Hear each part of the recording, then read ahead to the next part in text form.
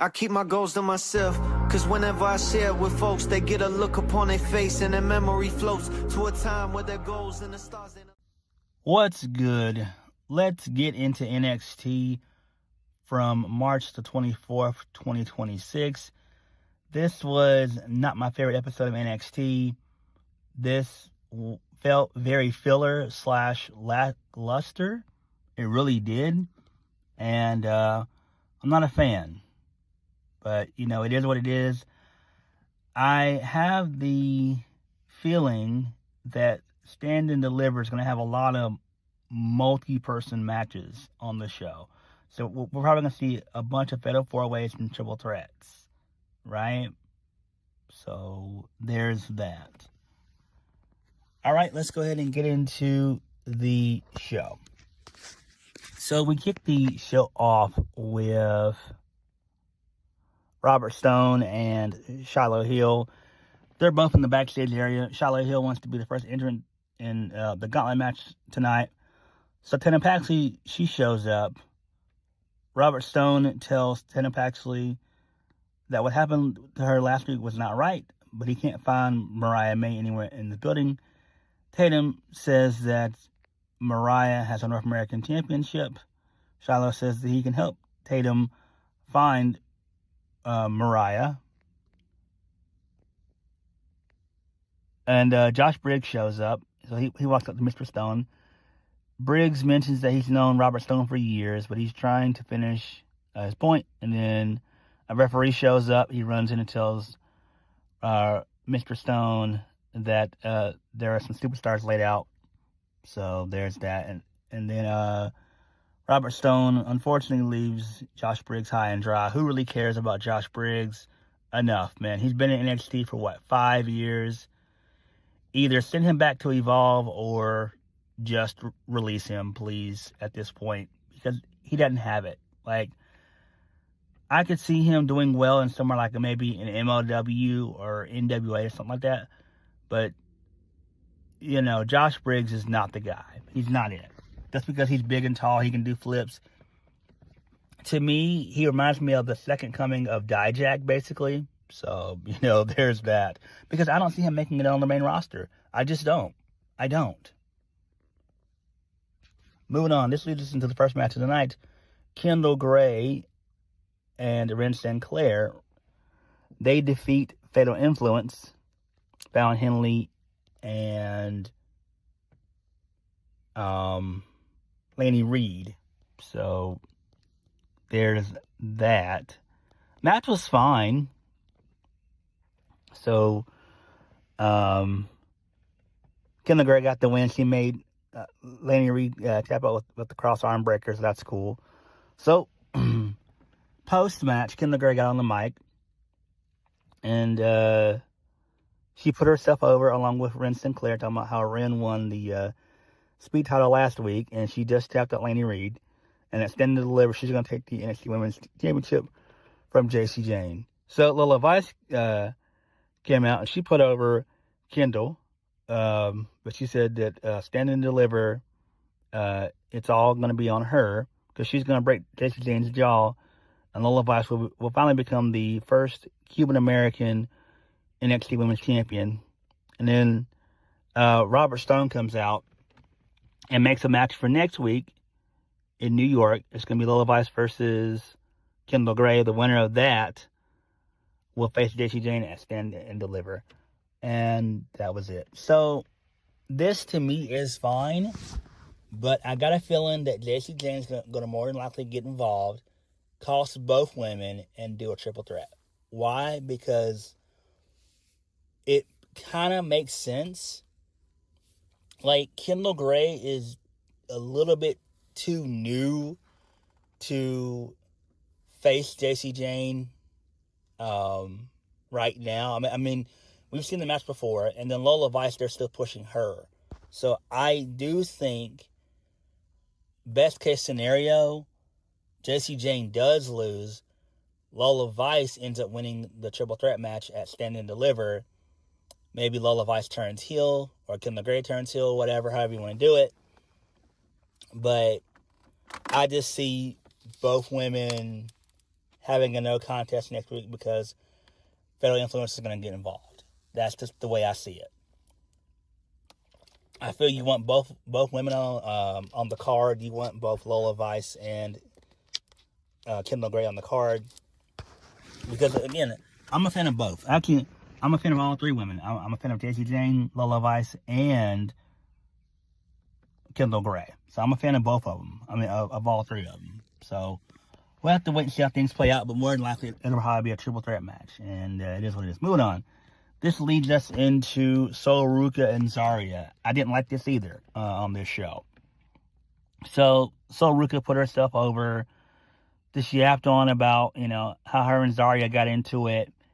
And she constantly replayed everything over and over again in her head, trying to figure out why she lost Zaria. So she realized that Zaria basically didn't want her standing next to her. And that baffled her, basically. And so Ruca thought that they were better together. She mentioned, all the stuff that they've done, SmackDown, Evolution, the Women's Tag Team Championships opportunity, John Cena's last match. And then maybe that's where she went wrong. Maybe she was a little bit naive. She gave Zaria her spot in the Battle Royal. She vouched for her for the TNA Knockouts Championship match. Yada, yada, yada. So, she wants to face Zaria at Stand and Deliver, basically. So Zaria comes out. She really didn't say too much of anything. She just said that she spent enough of her time being tied to Sol Ruca. Sol Ruca basically brought her down. She hated watching her succeed. She hated hearing Sol Ruca's name all the time and everything else, and all that. That's fine. And so Sol Ruca says that she knew that Zaria was going to manipulate her, and that she was shocked that she treated this as a transactional relationship. And she knows the real reason why Zaria threw it all away was because she was too insecure to stand beside Sol Ruca. And then Zaria says that Sol Ruca is all wrong. Zaria says that Sol Ruca's not the villain in her story. She's the mistake. Okay, that's fine. This makes sense, but again, I didn't really like this all too much. Sol Ruca was bringing a bunch of fake crying and stuff and all that, which is okay, but a little bit too hammy for my taste. I didn't like that shit. I just didn't. Clearly, we kind of need Zaria to go over at Stand and Deliver. Maybe we get one more match out of them post Stand and Deliver before Sol Ruca gets caught up to the main roster, which I do suspect Sol Ruca to be caught up to the main roster. I really do. She's ready. She's more than ready. She's been in NXT for about 3.5 years, I think. I think she came in around late 2022, early 2023, basically. So there is that. But this shit was kind of hard to watch. It was kind of nauseating at times to watch this shit. It really was, man. It really was. But I mean, it's fine. But Zaria definitely needs to win at Stand and Deliver. Moving on, this leads us into Ethan Page and Ricky Saints. So they gloated about their sneak attack last week on Joe Hendry. So Ethan Page makes another subtle remark that he's going to go after Joe Hendry and the NXT Championship. Ricky tells Ethan Page that if he has something to say, he just needs to speak from the heart and let it out. Ethan Page said he would like to be NXT champion. So Ricky and Ethan, they continue to bicker back and forth. Ricky wants the same thing. So Josh Briggs can't believe that both Ricky and Ethan are complaining about top opportunities when he can't even get 5 minutes with their boss. It's like, who cares? So Ricky can keep crowing about how much he wants to fight Joe Hendry. But Ethan Page is the one who pinned him. Joe Hendry joins the conversation. Joe Hendry doesn't care which one of them wants the title shot. If Ricky doesn't take care of Tony D'Angelo, then Hendry will handle him, stand and deliver. And then Ethan Page tells Ricky to lock in while he focuses on Joe Hendry.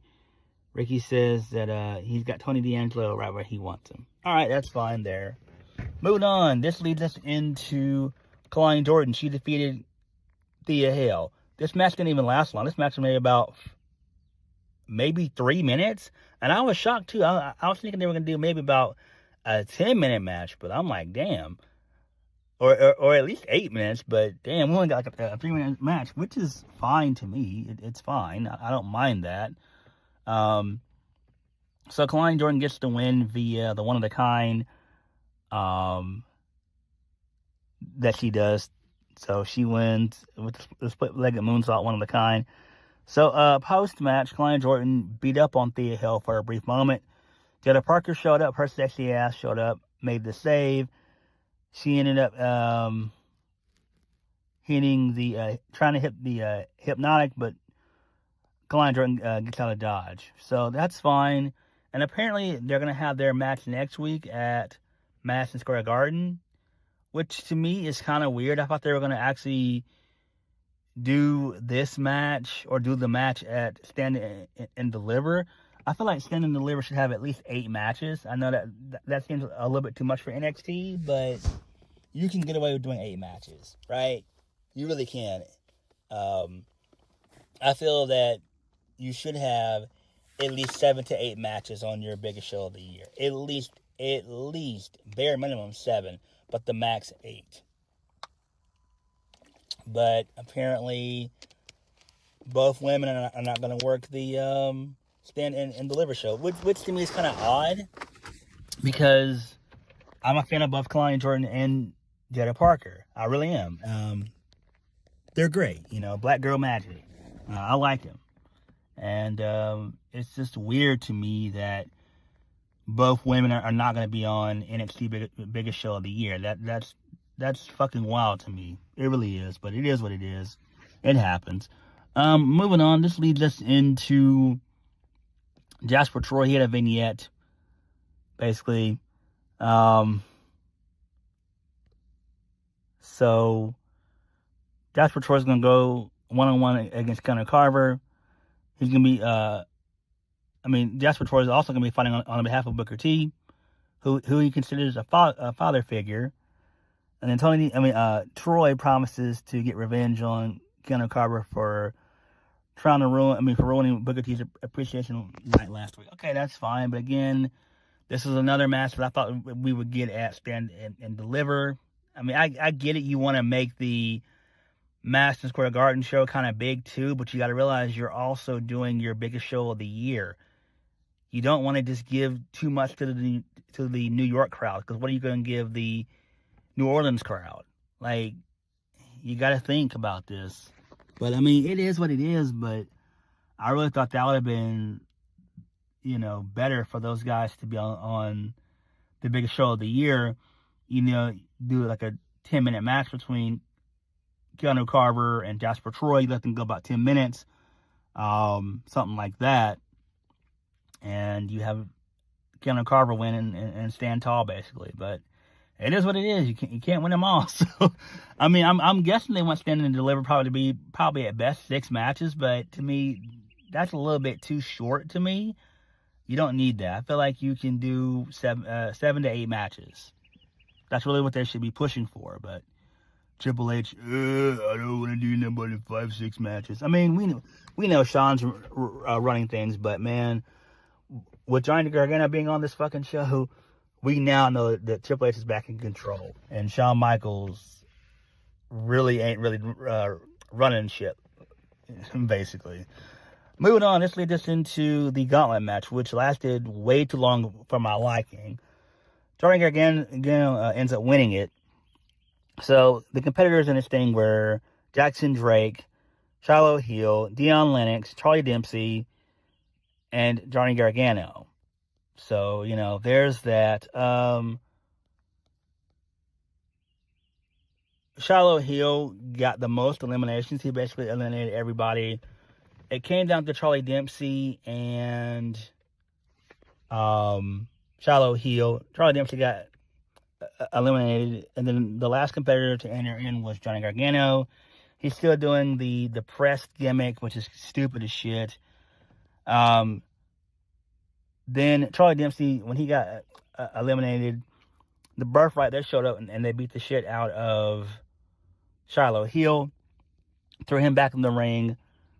Johnny Gargano trying to come to his feet. Candice LeRae pushes Johnny Gargano on top of Shiloh heel, and the ref counts 3, and it's gonna be Johnny Gargano versus versus Myles Borne stand and deliver for the NXT North American Championship, and I wanted to bang my head against the fucking wall. I am so tired of Johnny Gargano. So tired of him. Why? Why do this?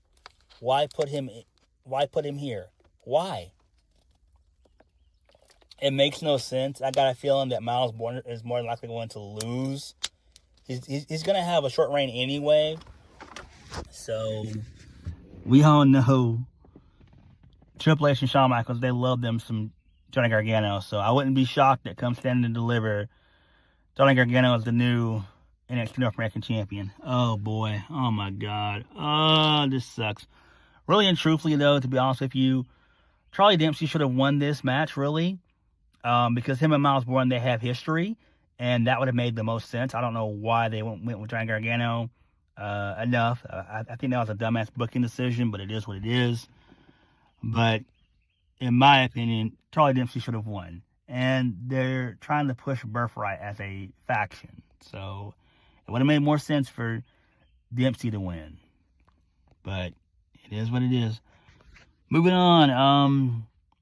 The Vanity Project and Josh Briggs, they're backstage. They're trying to get Robert Stone's attention.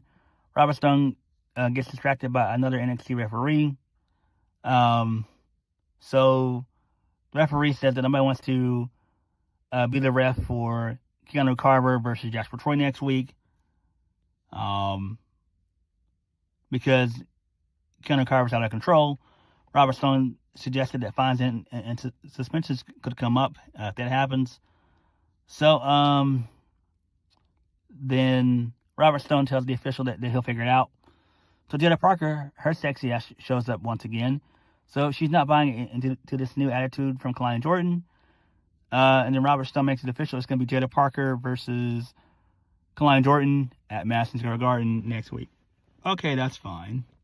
There's that. Moving on.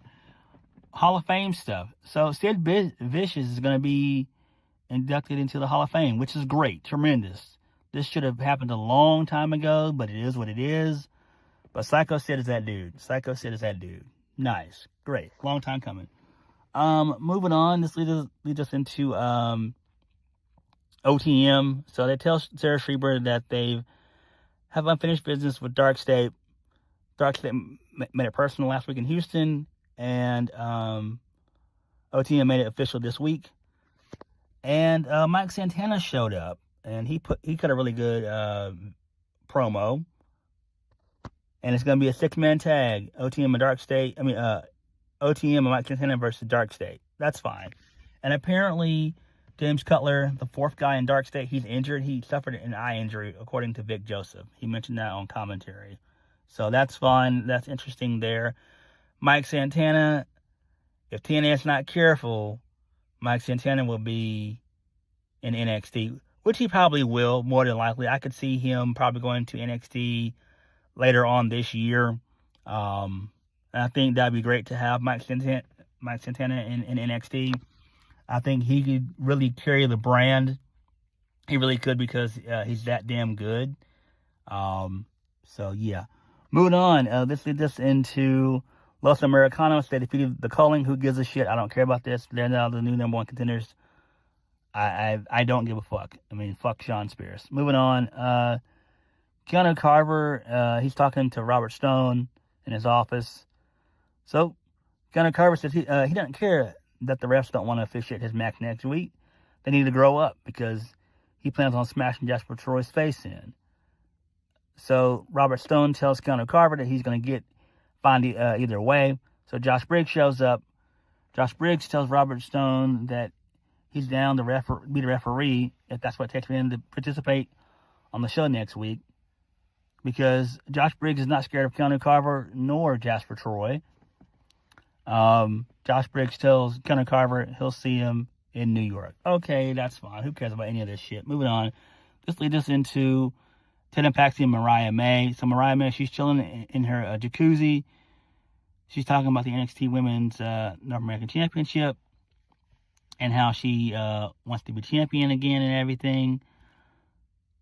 So there's a knock on the door. She thinks that it's room service. It ends up being Tatum Paxley. She grabs Mariah by her hair. So Paxley says that Mariah May is holding something that belongs to her. And next week, Mariah May and Tatum Paxley will meet face to face. And this door won't be between them. So that's fine. Really good stuff there. Moving on, main event of the evening. It was a no contest. Ricky Saints versus Tony D'Angelo. Ethan Page got involved and caused the match to be thrown out. Then Ethan Page and Ricky Saints did beat up on Tony D'Angelo. Hendry came out and made the save, cleaned house. And then Robert Stone talked to Sarah Schreiber and said it's going to be a fatal 4-way for the NXT Championship at Stand and Deliver. So that's fine there. We all knew where this was going anyway. We knew it was going to be a fatal 4-way. So it is what it is. Who really cares? This was fine. This was bound to happen. Ethan Page got beat up along with Ricky Saints. So Joe Hendry cleaned house, basically. He also took out Tony D'Angelo with the standing ovation. So there's that. This is fine, I guess. Again, we all knew it was going to be a fatal 4-way from the start. Not a fan of that. I'm just not a fan of that, but it is what it is. Again, you got to have these guys on the card. You know, these are your 4 heavy hitters right now. Joe Hendry, Ricky Saints, Ethan Page, and Tony D'Angelo. Those are your big 4 right now. The main event scene in NXT is very, very weak. The men's division is hurting all over very badly at this point. So, yeah. But hopefully they can get on track. Again, I wouldn't be shocked if we see Mike Santana be a regular, signed to NXT at some point later this year. If not this year, definitely early next year, along with Leon Slater. So I got a feeling they're probably going to end up poaching Leon Slater and Mike Santana from TNA. So get ready for it. So there's that. But NXT this week for me just wasn't that good of a show. I really wasn't invested in much of anything. Just not a good show. But what did you guys think? Let me know. Like, comment, subscribe.